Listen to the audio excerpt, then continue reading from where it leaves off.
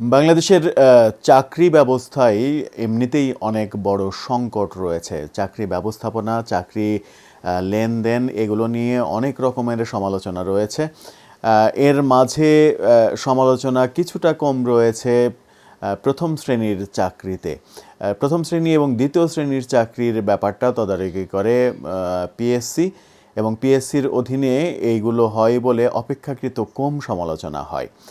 অন্যান্য চাকরিগুলো পিএসসির আন্ডারে নেই, সে কারণে নানাভাবে বিভিন্ন মন্ত্রণালয়ের আন্ডারে থাকার কারণে নানা রকমের সমালোচনা হয়। কিন্তু যে সমালোচনাগুলো হয় সেই সমালোচনা থেকে উতরানো বাদ দিয়ে যদি উল্টো সিদ্ধান্ত হয়, তাহলে কি সামগ্রিক অবস্থাকেই আবার ঘোলাটে পরিবেশের মধ্যে ফেলে দেওয়া হবে কিনা, সেই প্রশ্ন কিন্তু এবার সামনে এসেছে। দর্শক, পলিটিক্স টিভির এই আয়োজনে আপনাদের স্বাগত জানাচ্ছি। থাকবেন আমাদের সঙ্গে এই আয়োজনে বিশেষ করে খুবই গুরুত্বপূর্ণ বিষয় বাংলাদেশের চাকরি সেক্টর নিয়ে।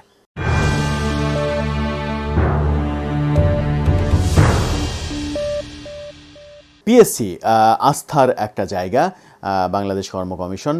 এই জায়গা থেকে প্রথম শ্রেণীর কর্মকর্তারা, বিশেষ করে এই বিসিএস কার্যক্রমের কারণে পিএসসি এত আলোচিত। মাঝে মাঝে সেখানেও সমালোচনা হয়, কিন্তু শত সমালোচনার বাইরেও একটা বড় আস্থার জায়গা কিন্তু এটা।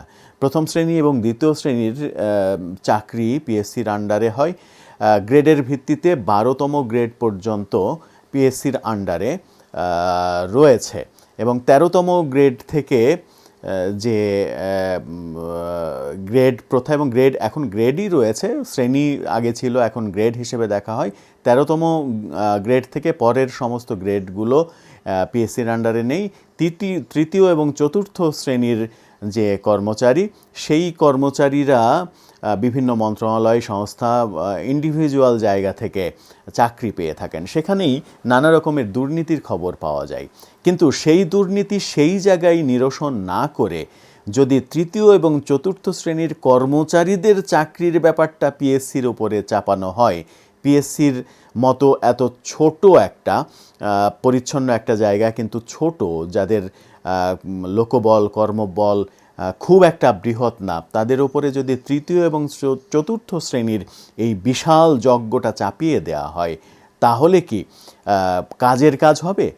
দুর্নীতি মুক্ত করার জন্য পিএসসির ওপরে চাপিয়ে দিয়ে, পিএসসিকে আগে শক্তিশালী না করে তার উপরে চাপিয়ে দিয়ে ব্যাপারগুলোকে একটা লেজে গবরে অবস্থায় ফেলা হচ্ছে না? সরকার সম্প্রতি সিদ্ধান্ত নিতে যাচ্ছে তৃতীয় এবং চতুর্থ শ্রেণীর কর্মচারীদের চাকরির ব্যাপারটা পিএসসির আন্ডারে দেয়া, যে ব্যাপারে জনপ্রশাসন মন্ত্রী ফরহাদ হোসেন এক সাংবাদিকদের সঙ্গে কথার ছলে এই ব্যাপারটা খোলাসা করেছেন।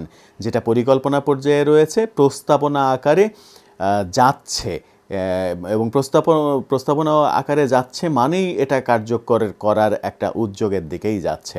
আপনার কি মনে হয় যে পিএসসির মতো এত ছোট একটা প্রতিষ্ঠান, তার উপরে যদি তৃতীয় এবং চতুর্থ শ্রেণীর এই বিশাল কর্মযজ্ঞ তার উপরে চাপিয়ে দেওয়া হয়, একটা পিয়ন নিয়োগ যদি পিএসসির আন্ডারে দেওয়া হয়, তাহলে যে পিএসসি প্রথম এবং দ্বিতীয় শ্রেণীর ব্যাপারটা তদারকি করে, যে পিএসসির আন্ডারে সব থেকে গর্বের চাকরি বিসিএস হয়, সেই পিএসসিতে যদি পিয়নও নিয়োগ হয়, তাহলে ব্যাপারটা হাস্যকর হয় নাকি? আমার মনে হয় যে ব্যাপারটা হাস্যকর দিকেই যাবে।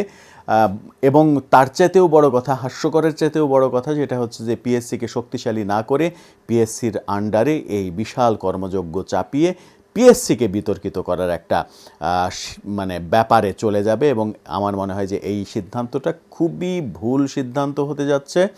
বরং দুর্নীতি প্রতিরোধে সর্বাত্মক কর্মসূচি নেওয়া যেতে পারে, কিংবা আলাদা একটা জায়গা তৈরি করা যেতে পারে, যেখান থেকে এই তৃতীয় এবং চতুর্থ শ্রেণীর কর্মচারীদের চাকরির ব্যাপারটা দেখভাল করা হয়।